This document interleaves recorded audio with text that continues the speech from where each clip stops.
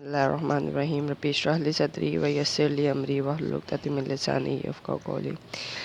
طالبات السلام علیکم۔ ہم نے اسلامی مساوات جو کہ مولانا الطاف حسین حالی کی لکھی گئی ہوئی مسدس ہے اس کو پڑھنا شروع کیا تھا، اور اس کے ہم نے پہلے 3 بند پڑھ لیے تھے۔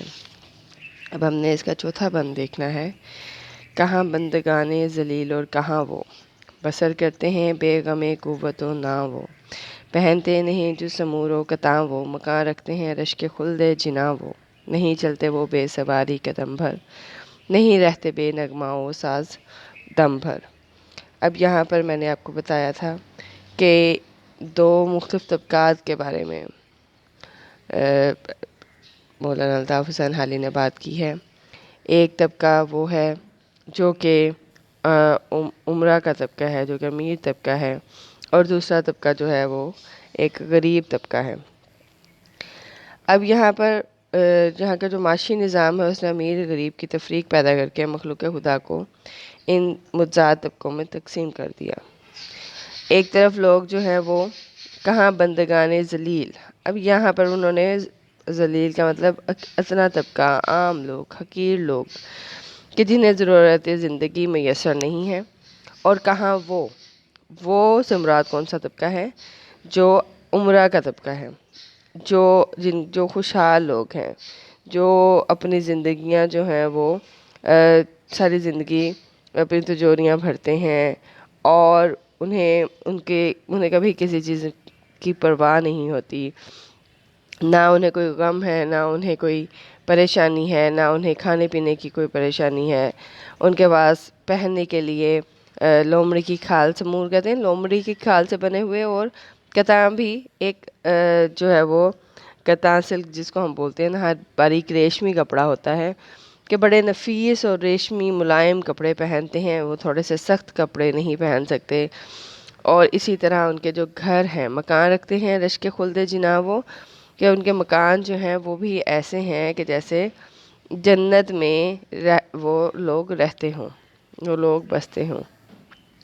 نہیں چلتے وہ بے سواری قدم بھر، نہیں رہتے بے نغمہ و ساز دھم بھر، یعنی وہ ایک قدم بھی جو ہے وہ سواری کے بغیر نہیں اٹھا سکتے۔ پیدل چلنا وہ اپنی شان کے خلاف سمجھتے ہیں۔ ٹھیک ہے، رقص، سرود، موسیقی اور بزم آرائی جو ہے ایسے لوازمات انہیں میسر ہوتے ہیں۔ جو غریب ہے وہ تو ہر وقت اسے تو اپنی روٹی کی فکر ہے، اسے تو اپنا پیٹ بھرنے کی فکر ہے، صبح سے لے کر رات تک مزدوری کرتا ہے، زیادہ سے زیادہ وہ کہتا ہے کہ میں کچھ کما کے لے جاؤں تاکہ میرے بچے بھوکے نہ سوئیں، انہیں کھانے پینے کو ملتا رہے۔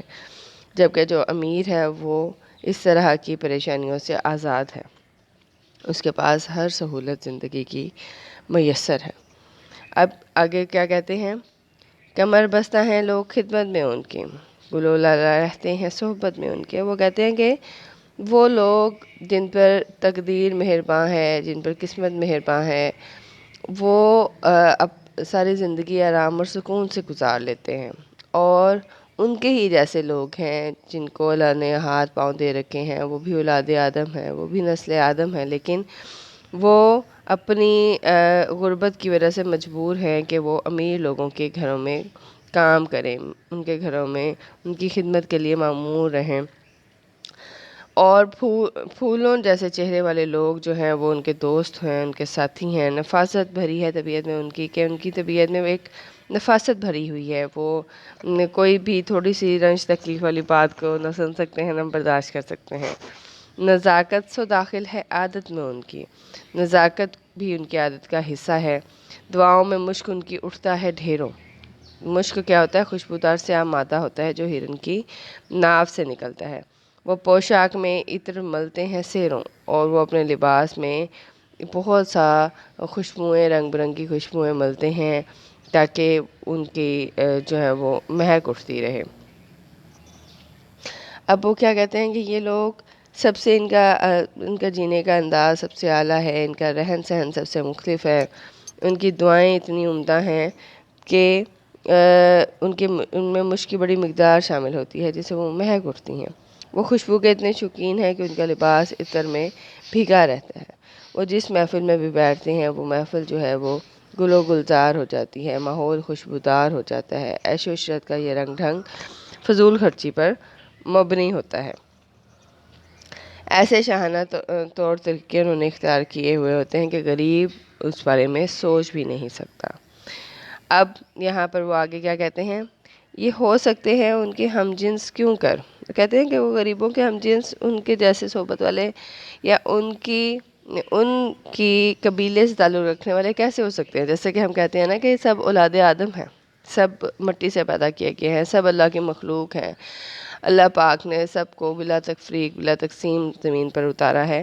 تو وہ کہتے ہیں کہ ہم پھر کیسے ان کو امیر لوگوں کے شایان شان کر سکتے ہیں، امیر لوگوں کے برابر ان کو کھڑا کر سکتے ہیں کہ ان کے پاس نہ کھانے کو روٹی ہے، نہ پہننے کو کپڑا ہے، نہ رہنے کو مکان ہے، سواری کو گھوڑا، نہ خدمت کو نوکر، نہ رہنے کو گھر اور نہ سونے کو بستر، پہننے کو کپڑا، نہ کھانے کو روٹی، جو تدبیر الٹی تو تقدیر کھوٹی گویا۔ وہ کہتے ہیں کہ پھر ہم انہیں کیسے کہہ سکتے ہیں کہ یہ ان کے مقابل ہیں، کہ ان کے پاس تو کوئی ایک بھی سہولت زندگی کی میسر نہیں ہے، یا وہ کچے گھروندوں میں سر چھپائے ہوئے ہیں، یا انہوں نے جو ہے وہ چھپر ڈال کے رہ رہے ہیں، جھونپڑیاں چھوٹی چھوٹی بنائی ہوئی ہیں، نہ ان کے پاس سواری ہے، پیدل چلنے پر وہ لوگ مجبور ہیں، نہ ان کے پاس کھلونے اور کتابیں ہیں، لباس ان کا پھٹا ہوا ہے، وہ نیا لباس پہننے کی استطاعت نہیں رکھتے، لوگوں سے مانگ تانگ کر وہ گزارا کرتے ہیں، رات دن بھوک بیماری اور جان آبرو کے عدم تحفظ کے عذاب وہ سہتے ہیں۔ وہ زندگی کے مسائل سے چھٹکارا حاصل کرنے کے لیے تدابیر کرتے ہیں، لیکن افلاس جو ہے وہ ایسی ان کے گھر میں داخل ہوئی ہے کہ نکلنے کا نام نہیں لیتی، اور وہ یوں ہی رینگتی رینگتی زندگی ان کے گھر سے چلی جاتی ہے۔ اور وہ ہے نا شعر کے زندگی کیا ہے، کسی مفلس کی قبا ہے کہ جس میں ہر گھڑی درد کے پیوند لگے جاتے ہیں۔ زندگی کیا کسی مفلس کی قبا ہے جس میں ہر گھڑی درد کے پیوند لگے جاتے ہیں، یعنی ایک اور وہ شعر ہے نا کہ غریبوں کے جہاں میں وقت بھی رک رک کے چلتا ہے، کبھی صبحیں نہیں ہوتی کبھی شامیں نہیں ہوتی۔ تو غریب کی زندگی اس طرح سے گزرتی ہے۔ اس کے آگے اس کا آخری شعر دیکھتے ہیں ہم۔ یہ پہلا سبق تھا کتاب خدا کا کہ ہے ساری مخلوق کنبہ خدا کا، وہی دوست ہے خالق دوسرا کا، خلائق سے ہے جس کو رشتہ ولا کا، یہی ہے عبادت یہی دین و ایمان کہ کام آئے دنیا میں انسان کے انسان۔ اب وہ شعر ہے نا کہ کرو مہربانی تم اہل زمیں پر، خدا مہرباں ہوگا عرش بری پر۔ اور کیا کہتے ہیں کہ ہدایت والی جو کتاب تھی اس کا یہ پہلا سبق تھا کہ ساری مخلوق اللہ کا کنبہ ہے، ٹھیک ہے، کہ یہ مخلوق ساری کی ساری، چاہے وہ ادنا ہے، چاہے وہ حقیر ہے، چاہے وہ اعلیٰ طبقے سے تعلق رکھتی ہے، وہ سب اللہ کا کنبہ ہے۔ اللہ نے ان کو اگر ایک اچھے گھر میں اتارا وہ بھی اس کی مہربانی ہے، اگر اس نے اسے ایک غریب طبقے میں پیدا کیا تو یہ بھی اس کی جو ہے وہ منشا ہے۔ وہ آزماتا ہے اپنے بندے کو، دے کر بھی آزماتا ہے، اس سے لے کر بھی آزماتا ہے۔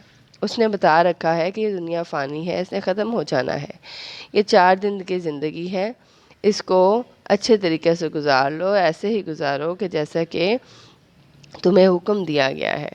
اب وہ کہتے ہیں کہ اللہ پاک کا دوست وہی ہے جو اس کی مخلوق سے پیار محبت کا سلوک کرتا ہے، جو اس کی مخلوق کا خیال رکھتا ہے۔ کیا کہتے ہیں کہ ہماری عبادت بھی یہی ہے اور ہمارے ایمان کا حصہ بھی یہی ہے کہ دنیا میں انسان کے کام آئے۔ وہ ایک شعر ہے نا کہ اپنے لیے تو سبھی جیتے ہیں اس جہاں میں، ہے زندگی کا مقصد اوروں کے کام آنا، کہ آپ اپنے لیے تو سبھی جی لیتے ہیں، زندگی کیا ہے کہ آپ دوسرے کے لیے جئیں، آپ دوسرے کی خواہشات کا خیال رکھیں، آپ دوسرے کی ضروریات کو پورا کریں، آپ کی وجہ سے کوئی مسکراتا ہے تو اس چیز کا آپ کو اجر جاتا ہے، اس چیز کا آپ کو ثواب پہنچتا ہے۔ اور وہ درد دل کے واسطے پیدا کیا انسان کو، ورنہ طاعت کے لیے کچھ کم نہ تھے کروبیاں۔ تو بار بار جگہ جگہ مختلف شعراء نے اپنے کلام میں یہ میر درد کا یہ شعر ہے، مختلف شعراء اپنے اپنے انداز سے ایک ہی بات کو بیان کرتے ہیں کہ اللہ پاک نے انسان کو دنیا میں اس لیے بھیجا ہے کہ وہ اپنے اخلاق سے، اپنے اعتبار سے، اپنے دوستوں، اپنے ساتھیوں کا خیال رکھے، ان کی ضروریات کو پورا کرے، ان کے ساتھ مہربانی سے پیش آئے۔ ٹھیک ہے جی، آپ لوگوں نے اس کو اچھے طریقے سے کر لینا ہے۔ یہ ہماری اسلامی مساوات بھی آج مکمل ہو گئی ہے۔